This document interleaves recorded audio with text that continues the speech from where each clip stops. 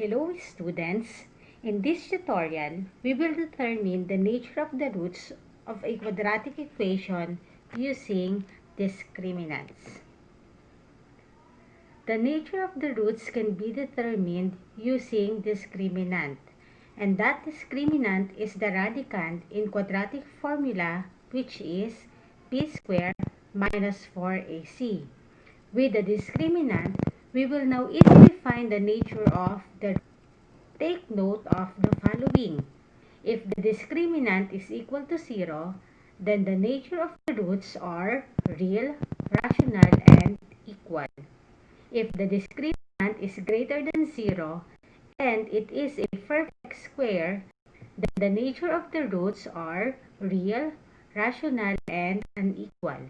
But if the discriminant is greater than 0, not a perfect square, then the nature of the roots are real, irrational, and unequal.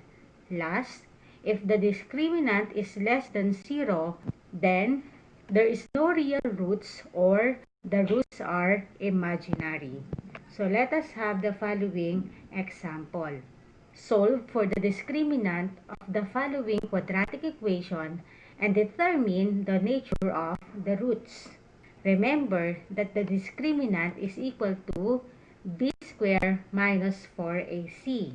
Let us have example number 1. If the equation is written in standard form already, then just identify the values of a, b, and c. From here, the values of a, b, and c is positive 1 for a, negative 2 for b, and positive 1 for c. Now, substitute the values to b squared minus 4ac. So, we can find the discriminant. Therefore, we have discriminant is equal to square of negative 2 minus 4 times 1 times 1.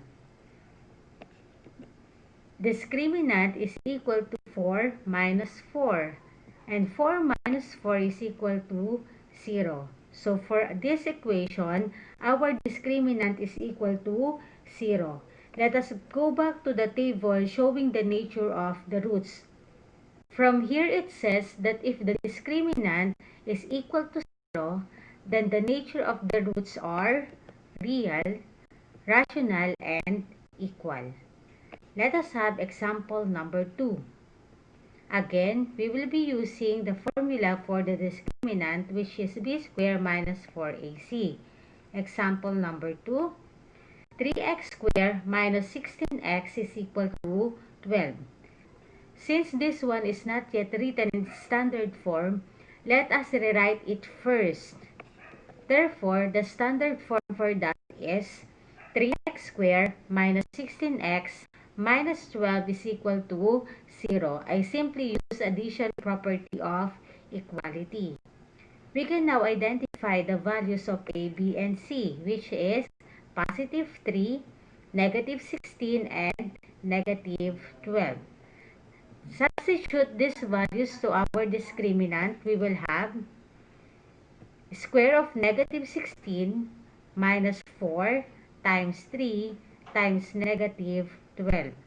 Square of negative 16 is equal to, and negative 4 times 3 times negative 12 is equal to, yes, that is 256 plus 144. And 256 plus 144 is equal to, correct, 400. Now, let us go back with the table that we had before.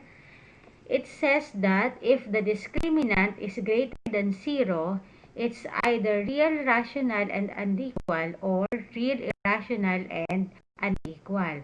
But for this case, since 400 is a perfect square, then we will consider the roots of this equation as real, rational, and unequal. Next, example number 3.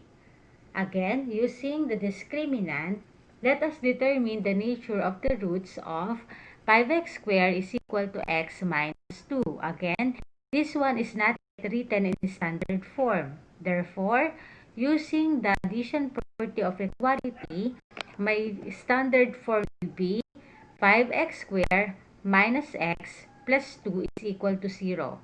Now, the values of a, b, and c is positive 5, negative 1, and positive 2.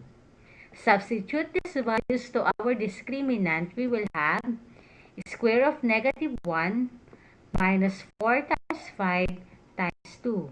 Square of negative 1 is equal to, yes, and negative 4 times 5 times 2, yes. Therefore, we have 1 minus 40. And 1 minus 40 is equal to negative 39.